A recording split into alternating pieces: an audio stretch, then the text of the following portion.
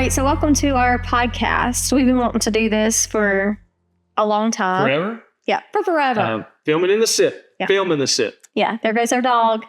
Hey, Layla. So yeah, why? There she goes again. Come here, Layla. I love you. I love you. Do you want to be a part of it? Can you tell the people hi? Oh my goodness. Love you. Okay. Take off, Lou. Go. Thank you. So why do we want to do podcasts? We have lots of stories. We have lots of adventures that we've been on. We've been doing this now. I've been a filmmaker for 27 yees. You started back in about 17 years. You really started in 2003 doing wedding video. Yeah. So you don't give yourself quite enough credit. You've been You're going right. a little longer than you think you have. Right. And we just want to share what it looks like to be a filmmaker or filmmakers for a living, like legitimately. Not like YouTube where all they do is they just show the highlights, they show the best stuff, or, film schools. Or how-tos or that type. Yeah, or film schools that sell the dream. But this is... I don't know that we're wanting to be a how-to, more or less, but just kind of showing... reality. Because you know what? Everybody's journey is going to be a little different. Yeah. Right? Yeah. Everybody's journey is going to be different. You're going to have different clients. You're going to have different things. You're going to live in different places. You're going to have a different market. But I think just showing real life and what it looks like is just what we want to show. Yeah, I think you're right. I don't think there is a how-to. Mm-hmm. There is a put your nose to the grindstone and figure it out. Yeah. And then that's reality when it comes to filmmaking. So, yeah. And then also, I think we want to share memories of the things that we've done. So we've done some cool things. Yeah. We've done cool things. We've done everything from big projects to just you and me grinding stuff out. And that's just how it works. It's interesting. People, they're like, what does your husband do? Or what do you guys do? And yeah. Explain that. How do you say that in layman's There's never terms? a good answer. There's never an answer that people understand. Mm-hmm. I say that I'm a commercial filmmaker. That means two things. I get hired or paid to create things for people. And I'm a filmmaker. I'm not just a videographer. I'm someone who's mastered. I wouldn't say I'm a master, but I'm very efficient at the art of filmmaking. Everything from writing a screenplay to being a director of photography to being a director and an editor, and even do some audio and stuff like that. I mean, I can do the whole gamut, so I call myself a filmmaker. And I also specialize in digital cinema. A videographer can be anybody. A videographer can be a person that just grabs a camera, runs out and films some family events and then edits them together. So that's not an apt description. But people like to simplify it. They go, oh, you do video. Yeah. Well, I mean, it makes sense. It makes sense to them. Yeah. So just describe briefly to me, how did you get into filmmaking and I know this is a lot, right, to bring us up till now, because we're going to go into, a lot of that more deeply. I mean, we have 17, a lot of years. Yeah. A lot of years of this, and we're going to get into that in each podcast. Okay. But kind of just share briefly with me how you started in filmmaking and why. I think I can summarize this. I was always a daydreamer as a kid. I loved stories. I always daydreamed, and I loved movies. I mean, if there was one thing I liked more than anything, it was watching movies. I would go to a movie go-round and I would rent 2 movies. Did you work there? I did for just a minute, and they fired me. So I would go in, I would rent 2 movies. I would go home and watch them. I would wake up the next day and I would watch them again before I had to return them. I loved it. Movies. I didn't, back then, we didn't have internet. We didn't have anything. There was no way for me to understand filmmaking. All I knew is that I wanted to be involved in that and I could act. And so I felt like acting would be my way in. I was doing community theater and, school plays and different things like that. And I thought, if I can somehow move into the acting's arena and just get in there, that it'd be a start and I could learn something. So that's not necessarily something. So acting wasn't like your forte or what you wanted. You just knew that was your way in. Yeah, it's my way in. I would say it was my forte. I was naturally good at it. Okay. I would go out, I would audition for small parts in plays, and I would always get the lead. Gotcha. They would move me up. So I was naturally good at it. But I didn't just want to be a movie star or that. I just wanted to work in movies. I wanted to make people feel the way that Braveheart made me feel when I walked out of a movie theater after seeing it and no one could utter a word. They were so impacted by the film. And obviously you lived in Mississippi, not a lot going on, just community theater. And so how did that translate into you moving to LA?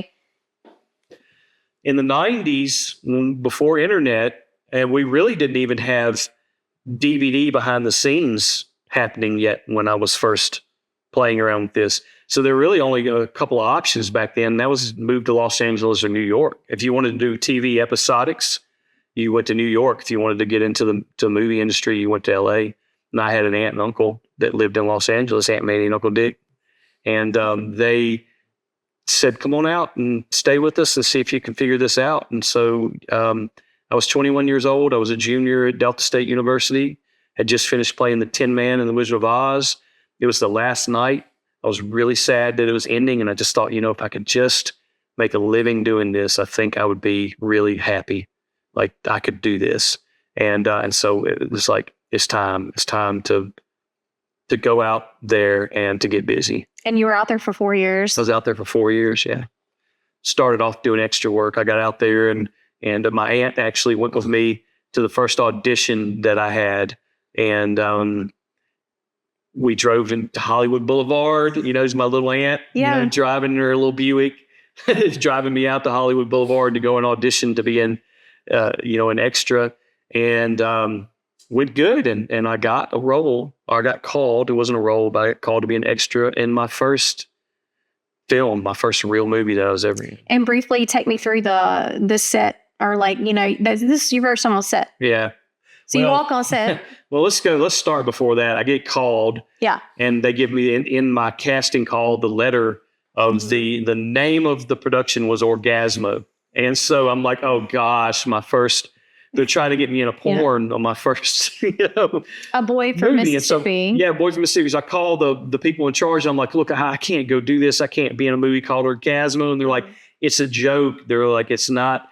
It's a story about a scientist who creates this ray that accidentally makes people have orgasms, and that's his superpower. And they're like, it's not even any nudity in it. And right. They're like, it's just a slapstick, silly comedy, and it was. And so I showed up and awesome. Played an extra in Orgasm. Awesome. From there, I went and found an agent who specializes in casting for featured extra roles, and so that's basically roles where like you're an extra, but you're going to be with the main characters, the main stars. So like, for instance, I went into Baywatch and I was with Carmen Electra on her premiere episode of Baywatch. I was in Caroline in the City, and I was always a guy that was in their main restaurant where they hung out, and I would be sitting at the table with the main characters and things like that. I was in Beverly Hills 90210. I was in Melrose Place. I was in the movie Senseless with Marlon Wayans, where I was in his college group that he took on a tour around campus. So I was always seeing or with the main characters, and so you had to. It was a little more of a. You had to meet more specific criteria to do that, to get those kinds of roles. And then you decided to be behind the camera. What catapulted you into wanting to be behind the camera? Well, so this is again where, after working as an extra for about a year, I started to learn more about making movies. And so all of the other extras, when they were dismissed, they would go home. But if the crew were still filming, I would stay and watch and really just soak in, what they were doing. And I would start thinking like, I don't really like that decision the director's making. Right. Which sounds kind of pompous, but no, it was just... No. I mean, you like stories. Yeah. And so you understood it. Yeah. Yeah. And I thought, well, I wonder why they did this. And I think I might have done this. And so I started coming up with my own ideas about how to tell stories. And then eventually I ended up becoming an extra in the courtroom scene in Midnight in the Garden of Good and Evil, directed by Clint Eastwood. I was there for 3 weeks, and I got to watch Clint Eastwood direct up close and personal for 3 weeks. And What was different about him? all of the other directors were really stressed out, and they were really frustrated and angry, and you could tell it was a high-stress job. Clint Eastwood was directly the opposite. He was not stressed at all. He was very calm and enjoying the process and everything. And so I really was like, I studied him. I want to know why he can direct like that while everybody else is so I think you stressed told out. me once, which is really interesting, about how he would just say go. Is that how kind of? Yeah. So Clint wouldn't even say action and cut. He would say, okay, whenever you're ready. And then he would go, that's very nice. Let's go again, or We'll go again. And And he so never did that- more than 2 takes. If you didn't get it right, that was your fault as an actor. He did. He hired actors that were good at what they did. And he would only do 2 stayed takes. on task, which Yeah, is he stayed on nice. task. Now I found out later that the reason he said whenever you're ready and let's go again, that kind of thing, instead of action and cut, is that when he worked on Westerns, the horses learned what action and cut meant. Really? And it was a very abrupt. So when you said action, all of a sudden everything on the set would just spring to life, and the horses would bolt and stuff. And so he stopped saying action and cut, and started using words that gently transitioned to both actors. That's cool. and So that's horses kind of and- why. yeah. But also, it probably helped everybody. To It did. It understand helps their actors list. too. Yeah. Cut is such a Right. a Because word of finality. Yeah, yeah. Cut. Everybody's just like puts the brakes on. Yeah. And you've probably noticed I do that too. Yeah. I'll say, Okay, let's go again. I'll say, okay, very nice, let's go again, because I don't want to take people out of character. So really cool story one time was that I was, as extras, you're discouraged from talking to the stars and stuff like that. And so I watched Clint, but I didn't interact with him. I was afraid to approach him or anything. But one day we were walking past each other behind set, and I guess he noticed I'd been, watching him for 3 weeks like a hawk. Right. And he stopped and he introduced himself to me. He said, "Hey there, young fella, how are you?" And I said, "Oh, I'm doing good, sir." And he shook my hand and said, "Well, glad to have you. Are you learning?" And I'm like, "Yes, sir, I am." He said, "All right, good, keep learning." And so passed him, and that meant so much to me, because Clint Eastwood, in my opinion, is the biggest movie star that's ever existed. The biggest. And for him to acknowledge that I was a human and that I existed, to acknowledge my existence like that meant so much. And it really, for me, it set the stage of who I wanted to be as a director. I wanted to direct like him. Yeah. He was my pattern. He was my mentor without him knowing he was my mentor. I thought, that's how I want to treat people. That's how the kind of confidence I want to have in people. And that's the experience I want people to have when they work with me. Right. So just briefly, you did a couple of films. You did short film, and then I you did. did. Right after that, I made a little short film, then did another one. And then I pitched a series, came up with the idea of a sketch comedy series that we had to pitch to a local cable network. And we got picked up and ran in that area for about a year.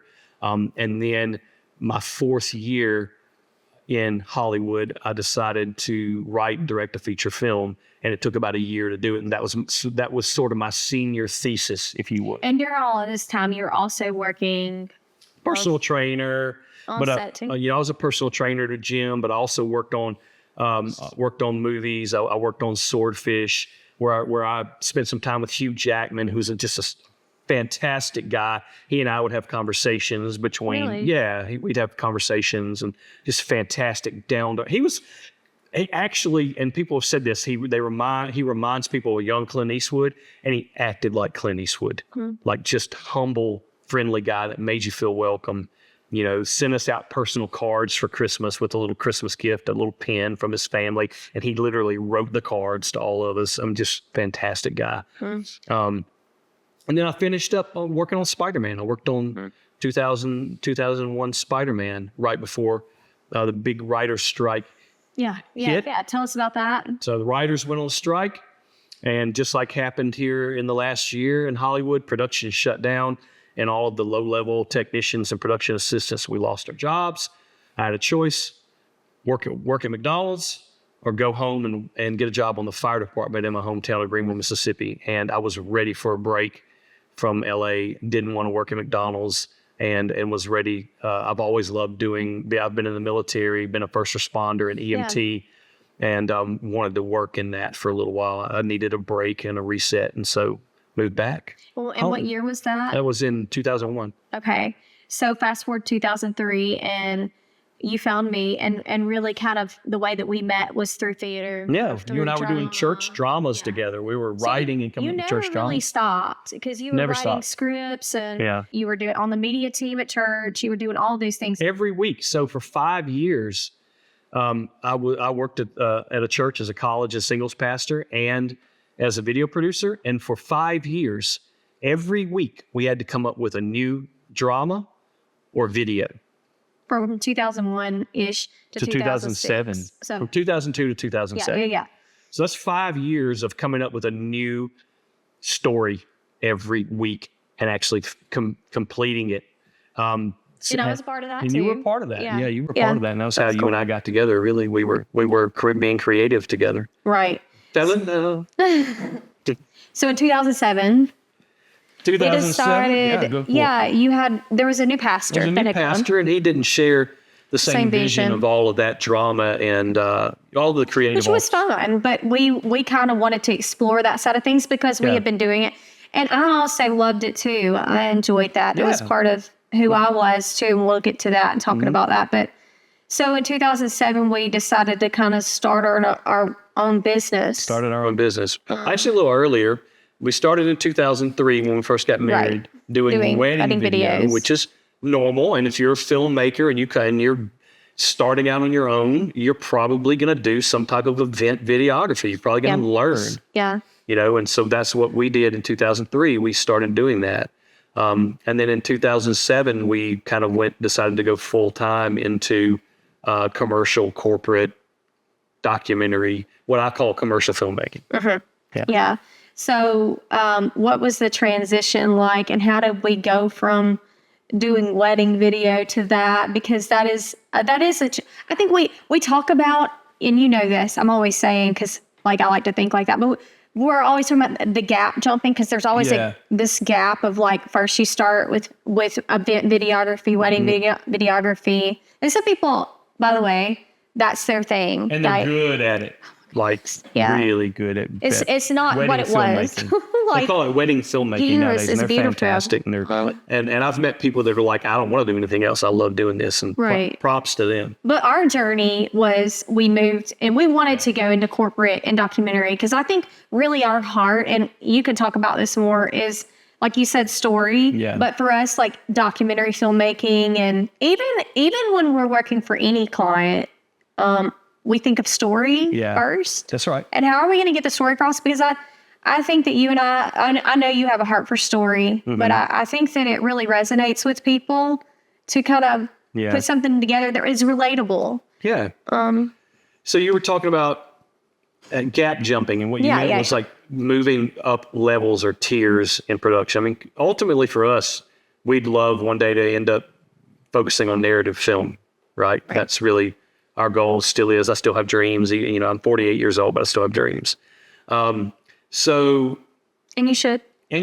So, but moving up those levels, you always have to come with a plan, right? So it's like transitioning from event videography to commercial and corporate, transitioning from corporate and commercial to being able to do, say, documentaries, music videos, and narrative film, and eventually Right. You have to have a game plan. Well, that's easy to say, right? Yeah. So that's very abstract to say that. You have to have a game plan. But I mean, how did that work in our lives exactly? I mean, do you know like the steps? Yeah. So in 2008, we decided that we were going to film a movie that's called Beyond the Forest. And it was it was a big task for us. It was a 20-minute film, but it was a huge Steven Spielberg type adventure film about two kids in the Civil War journeying through the Mississippi Delta, rafting rivers and all that. It was huge. For us. No, it was big.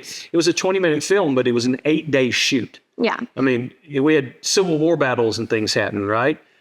Well, that the press and marketing that we were able to get out of that and the finished product is what allowed us to transition from weddings into the corporate and Yeah. So, documentary world. I mean, I think essentially what you're saying is we had to build a portfolio We had to show what we could do. Yes. outside even of Yeah. weddings and stuff. If we're wanting to go there, we had to showcase like our your photography. Immediately after Beyond the Forest, we booked a job, a documentary job, and it was a pretty big paycheck. I think we made $30,000 off of it, which at the time for us, that was huge. Right. For Right. one project. I was the director of photography and editor on this, and we pulled like $30,000.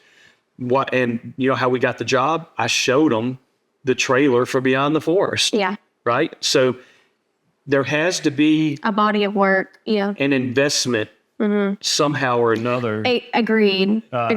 Time, money, creativity to show that you're ready to go to the next I level. don't think we even knew at the time that was marketing. I think we were just doing something, but I think we knew we needed to do something. But I don't think that like entered our mind that was marketing at the time. No, we didn't. We were like discovered like, oh, everybody's really into this. People started offering us jobs. We just knew that we needed a portfolio that, you know, of projects that we had done that would show your photography, how creative we were. And I think more than that we could literally put together a team that could pull something like that off. And we'll get into Beyond the Forest and we'll get into We're going to break that down. Because that was what we pulled off for the budget and the fact that we And didn't the have time. any experienced filmmakers around us was crazy. It was epic. Yeah. And it wasn't epic. Right. Exactly. Yeah. But I'm excited about diving in and kind of breaking that down. But anyway, so I guess where did we go from there? Like we started getting corporate documentary work. Yeah. I mean, for I think it's different, you know, year to year. I think just to bring us up to speed now, you know, we went through different phases in our business and basically this entire podcast I think is the who we are. So that people know kind of what we do and just as they're following us. And we're going to talk in just a little bit about our future podcasts and the ideas that we have. But I think I just want people to know like that we're just a husband and wife duo. Yeah. That producer, director, husband, wife, producer, director team. We were both creative and decided. And I knew very early on from meeting you that this is what I knew that you needed to do. Right. You had so many dreams and aspirations of all kinds of things that you've done and that you've, I mean, but I knew that like your life, I was like, I see so much creativity and positivity in you. And I knew that the world needed to see that. So I wanted and always was pushing you forward in this. Yeah. You've pushed forward and you've pulled back when it was time to pull back. There have been times we've had to pull back. And so, you know, where have we come from? Well, you know, we've run the whole gamut, all the different types of projects, the ups, the downs, and here we are, you know, 17 years since we went full time, and we're still doing really well in our section of the woods, if you will. Yeah. And I love the idea of sharing that journey with people because there are a lot, especially there are a lot of people that are just curious about it, and I think it's interesting. But then there are also a lot of young filmmakers and stuff out there that want to go on this journey or starting this journey and don't have any idea what that's going to look like for the rest of their lives. And I think that we can pull back the curtain, you know, show the man behind the curtain instead of just the giant, you know, wizard up there with the flames blowing and everything. That's the finished product of filmmaking. And that's what everybody's selling, but they're not selling the little man behind the curtain doing all the switches and everything. And that's really what I want. Yeah. So what does a day in your life look like sometimes? Or let's say a week, right? Or 2 weeks in your life. Like, because some days you're just sitting behind the editing computer and that's what you do. So let's be honest, you know, like life on set, that's a small part of what we do. That may be 3 days a month. If you're really busy, maybe 5 days a month or something. There's a lot of time planning, running a business, editing, and all of that. So you spend a lot of time in a house in front of a computer. Try to be creative. Sometimes not every project is exciting that you do. Mhm. It's just the truth. Not everything is. And so you're always trying to find that muse, Mhm. that little creative thing that you're doing that makes you excited. And that's reality. Yeah. Any job you do is kind of become normal after some time. And let's even get more realistic than that. We have 3 kids, and they're all involved in filmmaking at some point or another because we're dragging them in to that's right. be actors, which most of the time, not most of the time, but some of the time don't necessarily want to be. Yeah. or there's something going on. But they all of them get involved in our process because it's our life. I mean, it truly is part. It's not just a job. We kind of breathe it to some it's degree. Not just a job. Yeah. It's a life. Yeah. I mean, even when we go on big vacations and stuff, and we take cameras and shoot B-roll while we're out, and I've used those B-roll in projects. Yeah. So our life is really, it's all encompassing, I guess you'd say. Yeah. But anyway, so we're going to take people on this journey, pull the curtain back, show them what it's like making films in Mississippi. And I don't just mean when the big films roll in. I mean what it's like creating a career, carving out a career for yourself, doing this in a secondary market. Primary markets are your big cities, and that looks different. In a secondary market where you're kind of regionally based and you work all over like the southern region like we do, it looks a lot different. But there are a lot of people who are graduating from film school and going into filmmaking stuff, and that's going to be where they operate in secondary markets, and so that's a whole a different story, I think. And then, what are some things we're looking to do on this podcast? Because we've talked about some of the ideas that we have, bringing on some of our friends that are in the business with us, and kind of what their journey looked like. Everybody's journey is different. And I think that's what I want to stress the most, because I know that we have an idea of like what we want to share. And, and I think that even the YouTube people's journey, like that's their journey. And I think it's really important to say that like everybody's on a different journey, but it's also good to see different aspects of what your journey could look like. I think that's what I would like to just stress the most, is that it's not necessarily going to look like this, and it's not necessarily going to look like that. It really depends on kind of where you want to go. Yeah. But I think it's important to watch people's life experiences, because I know as I've gone along, I'm just talking about anything in life, I've kind of pulled from different things, right? And pulled from different people, whoever I'm in contact with or whoever I'm watching, or, part of them kind of makes up that medley of life, right? And how I do things. And I think that is what we're here to do, is just kind of share our experience with the world. And if if you're just bored and you want to watch it, great. I mean, but I think it's interesting. And more than that, I just want to be able to share our memories together. Yeah. We've had so many good years of this, and just and bad years. Yeah. I mean, right. That's the truth. Yeah, I mean, even now, like our son he's involved in it and making money in it. My 16-year-old he's actually running the camera right now with headphones on, and he didn't want to wake up this morning when we told him that we needed him to come down and film this.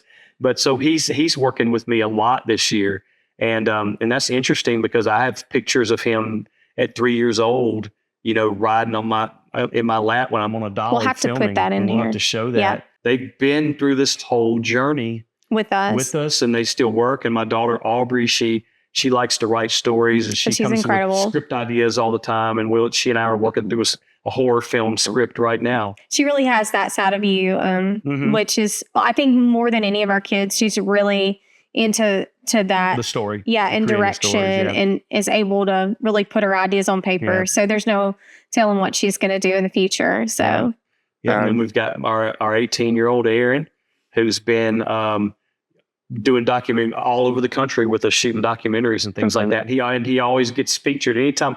I've always had kids to feature anytime I needed children, so I don't have to go and convince somebody to let me use their kid. And we've always been able to use our kids, but we're running out of kids. Right. I want to just mention this really quickly before we wrap this up. What are some things that you're working on right now without getting into specifics future, but like the things that you've just maybe finished? Okay.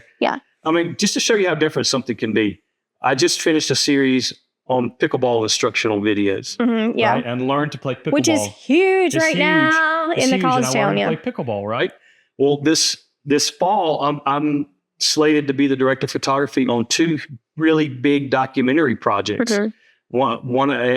And so it's going to be a very busy fall. And then we're actually working on our own short film that we're hoping to shoot early spring. And then I'm slated to be the director of photography on a feature film in late spring. And not to mention like all of the other little things that kind of Yeah. because we have corporate and commercial Yeah. stuff that just come up. I mean, we'll right? actually be running at points 2 double cruise Yeah. this fall. That is So it's interesting gonna to a lot to talk about. mention, right? So we have the filmmaking side, or what people would consider the filmmaking side, which is the actual film, like documentary production stuff with the big crew or setups, huge setups, whatever. Okay, and then we have the things where we just run out for the day and we shoot. Mhm. We have things like that are middle of the way in. I mean, anything and everything that Yeah. you could possibly want. If somebody calls 25 us, people or 2 people. and if somebody or one calls us, person. I mean, even one time we literally put together this live production for Yep. a film festival because it needed to be online during COVID. And so we had this live production that was so different than anything we'd ever done. But we figured out how to do that because we're just versatile like that. We're like, hey, how do we do this? And all we do is put, that creative process together Mhm. because we work so well together. You have that creative story side, whatever. And I Yeah. kind of help you refine that and then put together schedules and all that Yeah. to bring it all together. It's been such a fun 17 years and even longer than that, but fun 17 years. Now we're Matthews Film Company. That we started that in 2016. And, but like, I am just so excited about our future. I'm excited about getting to share that with people. What's the name of our podcast? So everybody knows, because I don't think we mentioned that in the beginning. Film in the Sip. Film in the Sip. And why are we called Film in the Sip? Because we're filming in Mississippi. We're a film company based out of Mississippi, but also we're in Oxford, Mississippi, and it's called sort of the slang football term is the Sip. Right. Perfect. So anyway, I'm looking forward to doing this with you and sharing it with the world, I Yeah, guess. all right. So cool. Okay, till next time. Yeah. We'll catch you next time. Catch you on the download.